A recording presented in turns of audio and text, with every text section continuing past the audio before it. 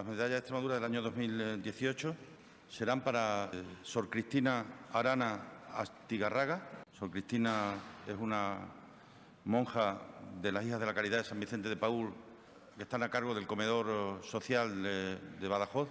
Tiene 94 años y es una persona que lleva 70 años en la ciudad de Badajoz, que es muy querida por su larga trayectoria, primero como trabajadora del Hospital Provincial y luego ya desde hace muchos años trabajando todos los días dando la comida a la gente que más lo necesita. Para el periodista Ángel Sastre Canelas, periodista especializado en conflictos, natural de Don Benito, que como bien sabéis estuvo secuestrado por el Frente al-Nusra, el filial de Al-Qaeda, desde julio del año 2015 hasta mayo del año 2016. A la investigadora María Victoria Gil Álvarez, natural de Almendralejo, que es al mismo tiempo presidenta de la Asociación Extremeña de Alérgicos a Alimentos y mentora del proyecto STEM Talent Girl. Es una investigadora de reconocido prestigio, muy vinculada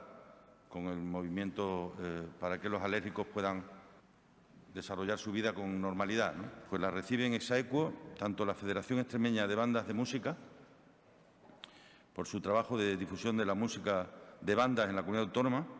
La integran hoy más de 3.000 músicos federados en 62 bandas a lo largo y ancho de toda la región.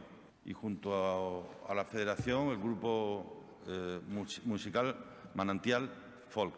75 años recuperando y actualizando el folclore, especialmente en toda la zona de Gredos, de la Vera y del Valle del Tietar, y a lo largo y ancho también de toda Extremadura. Pues tenemos a don Gonzalo Martín Domínguez, que ha estado al frente de la Casa de Extremadura en Sevilla a lo largo de muchos años, y a título póstumo a don Jaime de Jaraiz, y que ha sido un pintor que ha llevado siempre el nombre de la región y el de Jaraiz por las salas de exposición de todo el mundo durante más de 30 años, ¿no?